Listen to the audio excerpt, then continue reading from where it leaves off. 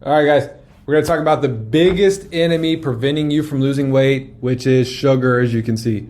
It is not fat. People oftentimes think, I don't want to eat fat because it's going to make me fat. Everything is low fat, or, avoid the trans fats. It's the quality of the fat, which we'll discuss in a different video. There's omega-3 versus omega-6.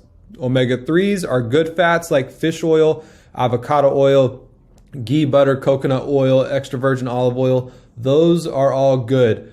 Cold press, unrefined, that's fine. Organic, certainly. Sugar is the real culprit behind obesity, so much so that they call it diabesity for diabetes. What is it? If your BMI is 35 or greater, which I see all day long, you have a 93 times more likely to end up with diabetes from being obese. So they're married. It's a lot of the same loop, different parts of the loop, but it's the same circle that people get trapped into. So you got to focus on the right fats and avoiding sugar. That's the recipe. No sugar, no processed sugar. Now, sugar is okay. Be careful with fruits, because you can, especially the citrus, oranges, bananas, mangoes, pineapples, anything kind of in that category, and even blueberries. Now, berries are good and they have a whole other side of benefits, but blueberries are technically little sugar bombs, so be careful with them. Strawberries, lesser extent. Blackberries, lesser extent. Raspberries, lesser extent. Just use caution with the blueberries.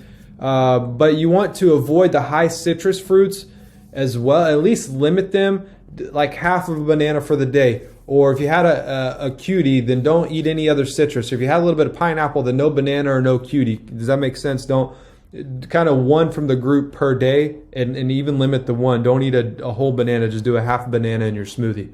So you want to avoid the citrus fruits, but the number one killer here is not the fruits. I would rather you eat the fruits. Avoid the bags. The processed foods have all the extra sugar in there, because their goal is not to make you healthy. Their goal is to make a nice profit and have big margins. So the way to do that is to make the food addictive and taste really good.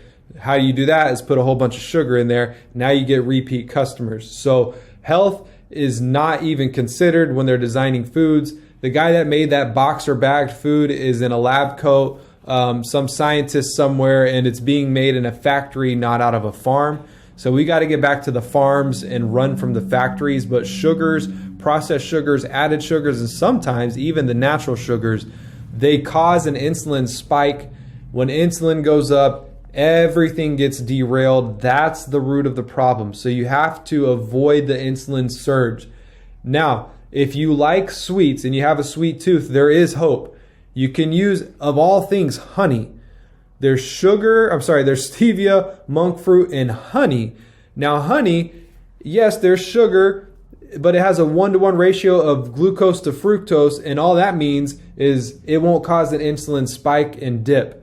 So you want to avoid the spikes and dips. Honey will do that. I didn't reverse. My uncle put in the hard work to reverse his diabetes, and he dropped his A1C. Is like 8.1 or something, if I remember. But now it's in normal range, and he did have honey.